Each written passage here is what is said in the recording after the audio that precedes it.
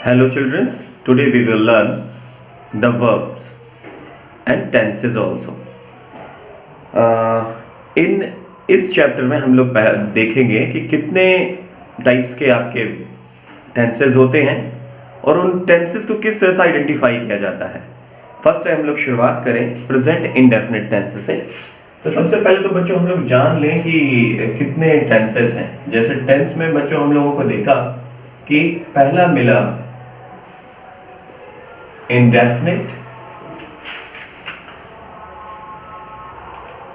continuous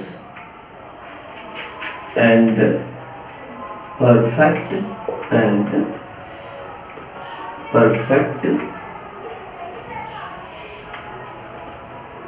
continuous। अब बच्चे हर सभी के देखो, इसके यहां मैंने 3 पार्ट्स कर दिए। फर्स्ट आपका है present and past and future। इसी तरह से बच्चों इनके भी 3 पार्ट्स होंगे, कंटिन्यूअस के, परफेक्ट के एंड परफेक्ट कंटिन्यूअस के। इसमें भी प्रेजेंट, पास्ट एंड फ्यूचर। ये भी आपका present, past and future, present, past, future. तो बच्चों ये तो हो गए हमारे 1, 2, 3 एंड 4 टाइप्स ऑफ टेंसेस। अब इनके भी बच्चों प्रेजेंट के भी 3 पार्ट्स हो जाएंगे। पहला आपका हो जाएगा अफर्मेटिव,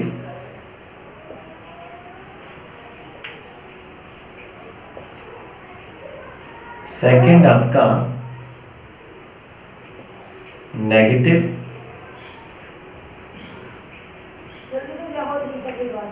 और आपका थर्ड है इंट्रोगेटिव।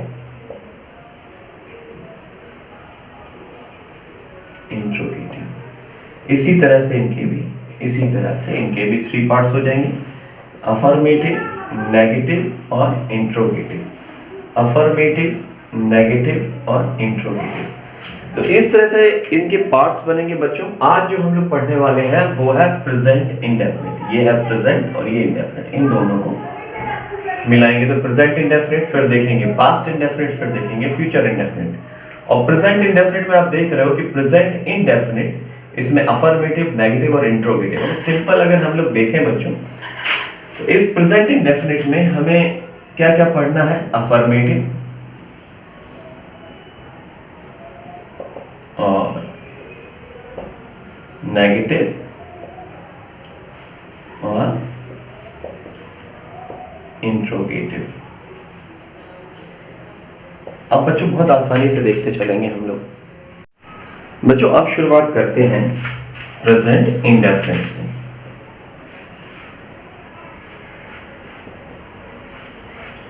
Present indefinite tense. बच्चों प्रेजेंट इंडेफिनिट टेंस को अगर जैसे ही हम लोग देखते हैं तो एक दिमाग में ख्याल आते हैं कि जो भी काम, जो भी मैं आपसे इस समय भी बात कर रहा हूँ, जो प्रेजेंट में बात कर रहा हूँ, वो सारी की सारी चीजें प्रेजेंट इंडेफिनिट से बिलोंग करती हैं। जैसे मैं जाता हूँ, खाता हूँ, ये सारी चीज जो लास्ट में आपको मिलती है, ता है, ती है, ते है, ये सारी चीजें आपको मिलेंगी प्रेजेंट इंडेफिनिट टेंस में। अब इसको किस तरह से, इसके कुछ फॉर्मूले हैं वो भी मैं आपको जल्दी से लिखवा देता हूँ, आप लोग वो भी चेक कर लीजिएगा। तो प्रेजेंट इंडेफिनिट टेंस को सबसे पहले हम लोग अगर पहचानते हैं तो इसका फॉर्मूला लिख लें बच्चों। फॉर्मूला आपका अफर्मेटिव, सबसे पहले हम प्रेजेंट की बात कर रहे हैं तो हम लोग अफर्मेटिव पे चलते हैं। तो अफर्मेटिव में अगर फॉर्मूला अगर हम लोग देखें तो इसमें क्या मिलता बच्चों कि subject plus verb plus S या E S plus object plus etcetera. ये रहा बच्चों अफर्मेटिव का। अब ये एक चीज और याद रखनी होगी बच्चों, जब सिंगुलर सब्जेक्ट होगा, जब सिंगुलर सब्जेक्ट होगा तब ये फॉर्मूला लगेगा, तभी ये एस लगेगा अगर सिंगुलर है। और अगर हम लोग प्लूरल की बात करेंगे,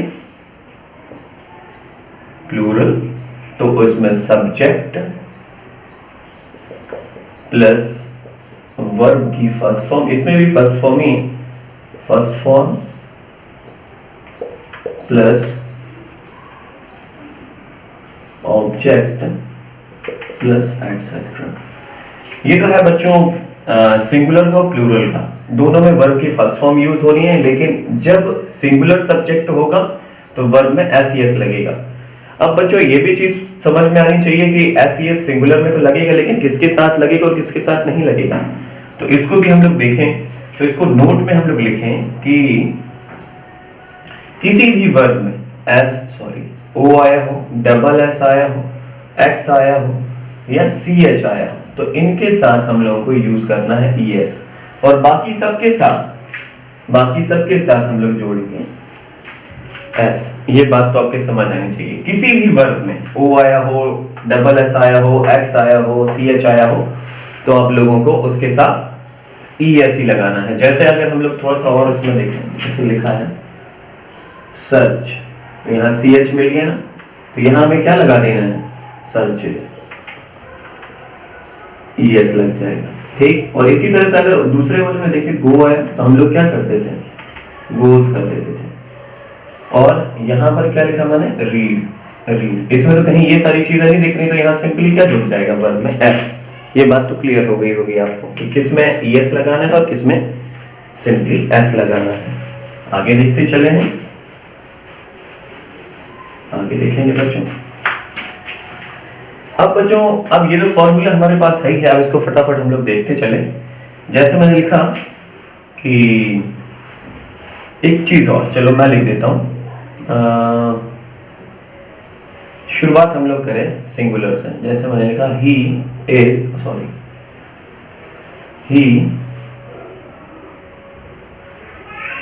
गोज टू टेम्पल, ठीक। ही गोज टू टेम्पल, यहाँ पे सब्जेक्ट है प्लस वर्ब प्लस, यहाँ पे क्या वो देख लिया था तो हमने क्या लगाया, ईएस प्लस ये प्रीपोजिशन है प्लस ऑब्जेक्ट। तो बच्चों सब्जेक्ट, वर्ब और ऑब्जेक्ट, ये इसका फार्मूला है। अब इसी में बच्चों ये आपका सिंगुलर है, और अगर प्लूरल पे देखेंगे हम लोग, तो लिखा दे गो टू टेम्पल, ठीक। तो अब इसमें क्या होगा बच्चों कि जिसमें एस का यूज होगा, ये आपको समझ आ गया होगा कि अफर्मेटिव में जो सिंगुलर में एस का यूज होगा और प्लूरल में एस का यूज नहीं होगा। ये तो बात क्लियर हो गई होगी आपको। अब बच्चों देखते हैं नेगेटिव। नेगेटिव का कैसे फॉर्मूला बनेगा, तो हम लोग देखेंगे नेगेटिव में बच्चों एक चीज देख लीजिएगा कि यहाँ सिंगुलर का अगर हम लोग फॉर्मूला देखते हैं, तो यहां पर आ जाएगा subject plus does not plus verb की first form plus object plus ETC. ये है बच्चों डज लग जाएगा अगर सिंगुलर है। अगर सब्जेक्ट आपका सिंगुलर है तो आपको इसमें क्या लगाना होगा, हेल्पिंग वर्ब डज लगेगा। और अगर प्लूरल है तो हम लोग subject plus do not plus verb की first form plus object plus etcetera, ये आपका फॉर्मूला हो जाएगा। जैसे अब एक चीज जरूर याद रखिएगा बच्चों कि वहां पर आपने सिंगुलर में एस या ईएस का यूज किया था, तो इसी तरह से डज में भी ईएस आपने, मतलब एक सिंपली याद करने के लिए बोल रहा हूँ कि आप एक ऐसा कोई नियम नहीं है, लेकिन याद बता दे रहा हूँ कि आपने वहां पर भी सिंगुलर में एस या ईएस का यूज किया था, तो इस डू में उन्होंने एस या ईएस का यूज किया है। और जिस जगह आपने डू का यूज किया है उसमें आप ये देखते जा रहे होंगे कि यहाँ सिंपल, वहां भी आपने एस का यूज नहीं किया था प्लूरल में, यहाँ भी आपका एस का यूज नहीं होगा। एक सिंपल एक हम लोग एक देख लेते हैं एक एग्जांपल के थ्रू। एग्जांपल में देखें बच्चों, सुलेखा डज नॉट रीड मैंने सिंपल यही लिखा, ठीक।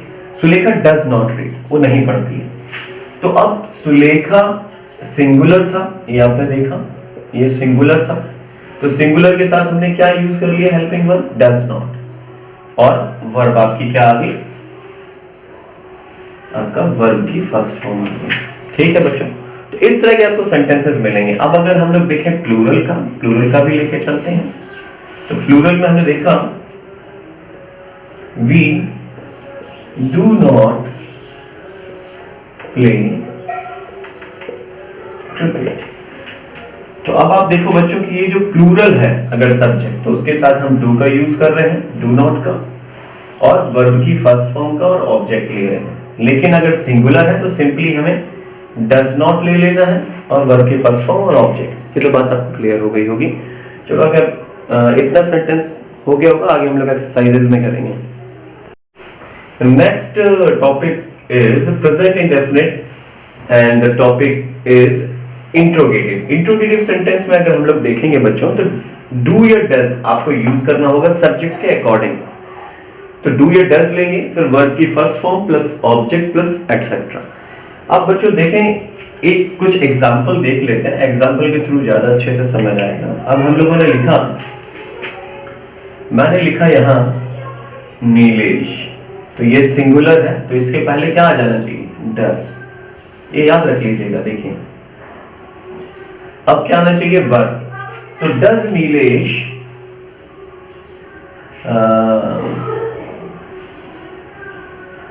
गो टू पिकनिक और क्वेश्चन मार्क।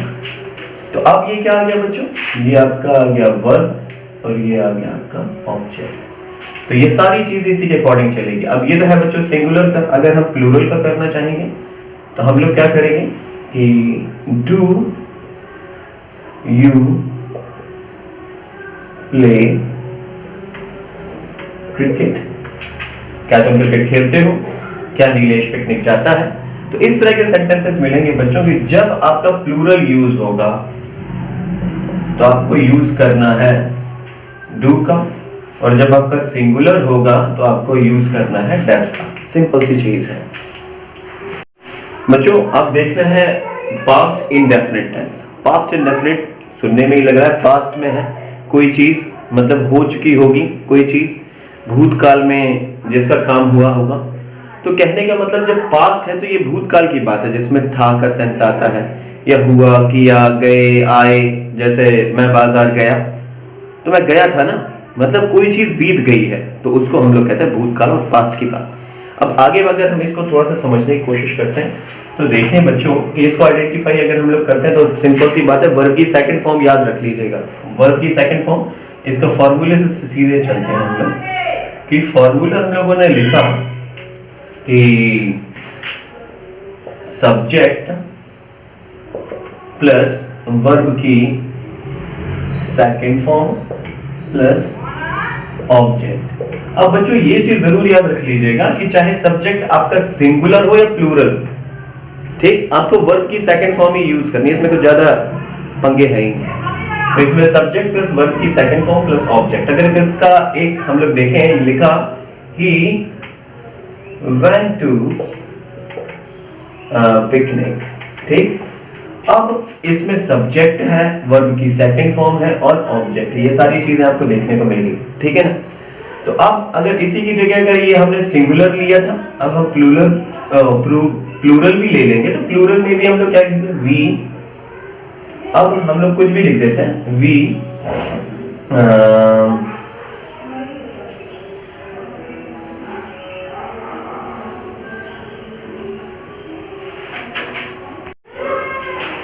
दूसरा देखेंगे बच्चों, दोज बॉयज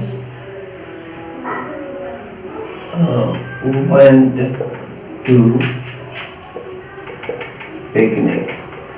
अब बच्चों इसमें ये प्लूरल सब्जेक्ट है, लेकिन इसमें आपका जो वर्ब यूज हुई है वो वर्ब की सेकंड फॉर्म ही यूज हुई है। सब में मतलब सिंगुलर में चाहे प्लूरल में, दोनों में आपको वर्ब की सेकंड फॉर्म यूज करनी है। बच्चों इसी में ही हम लोग नेगेटिव देख लेंगे, वो भी बड़ा आसान है।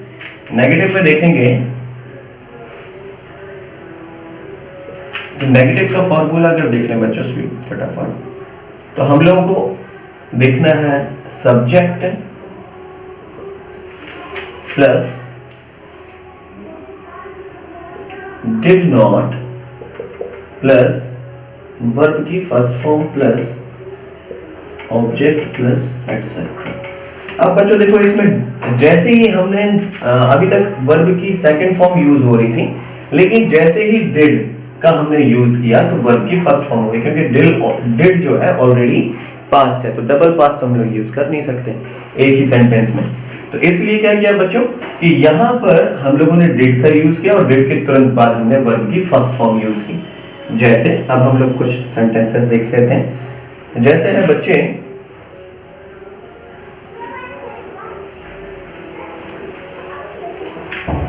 कि करण डिड नॉट प्ले वेल।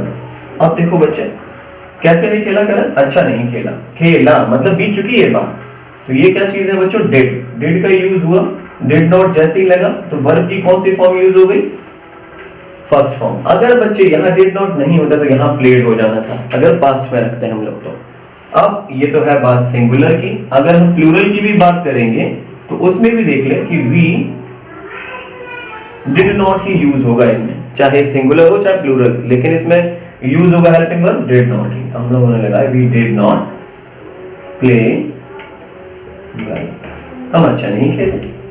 ठीक, तो अब इस तरह के जो सेंटेंसेस आपको देखने को मिल रहे हैं कि जिसमें आपको डिड नॉट, ये सारी चीज मेरे ख्याल समझ आई होगी, और नहीं है तो आप कमेंट कर सकते हैं।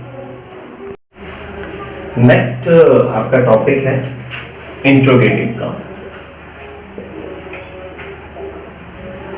इंट्रोगेटिव पास्ट में इंट्रोगेटिव। तो इंट्रोगेटिव बच्चों अभी थोड़ी देर पहले हम लोगों ने जो फॉर्मूला देखा था उसी फॉर्मूले को थोड़ा सा हम लोग मॉडिफाई कर देंगे। अब यहां पर हम लोग डिड आगे ले आएंगे प्लस सब्जेक्ट प्लस, अब ये डिड तो लगा था तो वर्ब आपको कुछ पूछना ही नहीं है, वर्ब की first form plus object plus etcetera plus question mark. अब ये तो हो गया बच्चों फॉर्मूला। अब जैसे हम लोग देखेंगे कि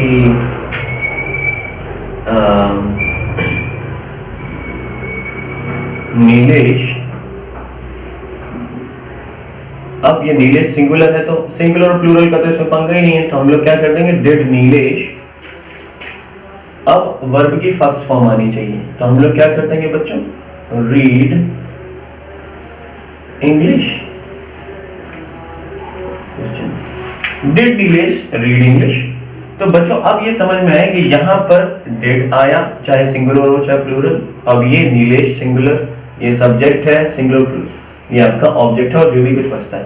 तो ये सारी चीजें आपको समझ आई होगी। अब देखेंगे बच्चों अगला, जैसे मैंने ये लिखा डिड दोज बॉयज, अब वर्ब की फर्स्ट फॉर्म यूज होगी, ये याद रखिएगा। तो हम लोग क्या करेंगे, प्ले क्रिकेट। अब देखो बच्चे इसमें भी चाहे सिंगुलर हो चाहे प्लूरल हो, दोनों में ही डिड यूज हो रही है। तो ये शायद मेरे ख्याल सभी को समझ आ गया होगा। आगे बढ़ेंगे।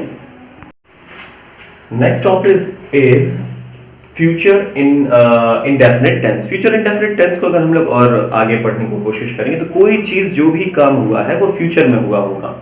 मतलब अब जैसे मैं जाऊंगा, मैं खाऊंगा, मैं ऐसा करूंगा, कोई भी चीज जो हम लोग फ्यूचर में करना चाहते हैं तो वो सारी चीजें कहलाती हैं फ्यूचर इंडेफिनिट टेंस में।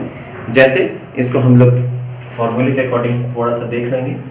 ये फॉर्मूला, और फॉर्मूला बच्चों बिल्कुल बेसिक है, बिल्कुल बहुत आसानी से याद हो जाने वाला।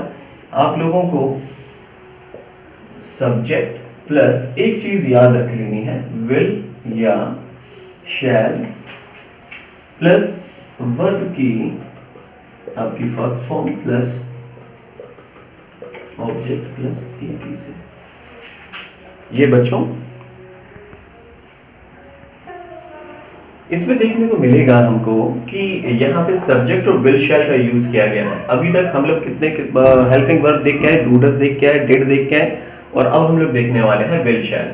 तो विल शैल में हम लोगों को क्या देखना है बच्चों, कि विल किसके साथ आता है और शैल किसके साथ आता है। तो सिंपल एक चीज याद कर लेनी है आपको कि आई और वी के साथ आप लोग शैल का यूज करेंगे, और बाकी सबके साथ कुछ है ऐसी चीजें, वो भी मैं आगे डिस्कस करूंगा विल शैल में भी, लेकिन सिंपल आपको याद रखना है कि आई और वी के साथ आपको शैल का यूज करना है, बाकी सबके साथ आपको विल का यूज करना है। ठीक, अब जैसे कुछ सेंटेंसेस हैं उनको भी हम लोग देख लेते हैं। अब इसमें फर्स्ट हमने लिखा कि आई के साथ क्या लगता है, शैल, तो हम लोगों ने क्या कर देना, आई शैल गो टू झांसी। ठीक, आई शैल गो टू झांसी, मैं झांसी जाऊंगा। अब बच्चे इसी को ही आई के साथ शैल लग गया, अब हम लोगों को विल किसके साथ यूज करना है, तो हम लोग क्या करेंगे, ही विल। अब वर्ब की फर्स्ट फॉर्म यूज कर देंगे। ठीक है, तो हम लोगों ने क्या किया, फ्लो हिज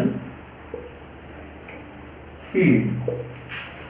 तो अब देखो बच्चे, ही के साथ विल का यूज हुआ है और आई के साथ शैल का, इसी तरह से वी के साथ भी शैल का यूज होगा। ये भी बात समझ में आ गई होगी। अब देखेंगे बच्चों नेगेटिव।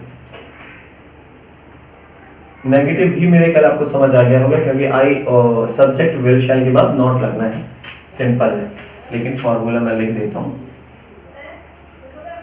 फॉर्मूला आपका हो जाएगा, सॉरी, सब्जेक्ट प्लस विल या शैल प्लस नॉट, या आपके सब्जेक्ट के अकॉर्डिंग विल शैल यूज करिएगा, नॉट प्लस वर्ब की first form plus object plus etc. ठीक, ये आपका नेगेटिव का फॉर्मूला हो जाएगा। इन्हीं वाले सेंटेंस को अगर हम लोग करके देख लें तो क्या हो जाएगा, I shall not go to Jhansi, और इसी में अगर ही वाले को, he will flow his field. तो इसमें बच्चों सिंपल है, शैल के बाद नॉट, और सॉरी यहां भूल गया, विल के बाद नॉट। ऐसे सेंटेंसेस देखने हैं आपको कि आई और वी जब भी आपको मिल जाए तो उसके साथ शैल, और अगर आपको और बाकी कुछ भी आ जाए तो उसके साथ विल का यूज करना है, और नॉट, फिर उसके बाद वर्ब की फर्स्ट फॉर्म और हिज फील्ड, इस तरह से ऑब्जेक्ट आ जाएगा आपका। तो आई होप समझ आया होगा आपको। अब बच्चों फ्यूचर इंडेफिनिट टेंस में हम लोगों को देखना है इंट्रोगेटिव। अब इंट्रोगेटिव सेंटेंस को अगर हम लोग देखेंगे, अभी थोड़ी देर पहले नेगेटिव देखा था, तो उसका फॉर्मूला देखें तो विल या शैल आपके बिगनिंग में आ जाएगा, फिर उसके बाद सब्जेक्ट प्लस वर्ब की first form plus object plus etcetera और क्वेश्चन मार्क। तो बच्चों ये तो आपको पता है शैल किसके साथ आता है, विल किसके साथ आता है। तो सिंपल हम लोग आगे चलते चलेंगे। जैसे हम लोगों ने शुरुआत की, will he go to picnic. ठीक, अब शैल वाला भी देख लें कि shall we plough our field. तो ये इसमें वी के साथ शैल आता है और सभी के साथ विल आता है, आई और वी के साथ शैल आता है और वर्ब की फर्स्ट फॉर्म। तो इसमें क्या सेंस निकलता है, शुरुआत में क्या था, जब भी बिगिनिंग में is are and was were do does did will shall कुछ भी आ जाए बिगिनिंग में, तो हमेशा सेंस क्या निकालेगा, क्या का। ठीक, क्या वह पिकनिक जाता है, सॉरी क्या वह पिकनिक जाएंगे, क्या हम अपना खेत जोतेंगे, तो हमेशा इस तरह के सेंसेस आते हैं बच्चों।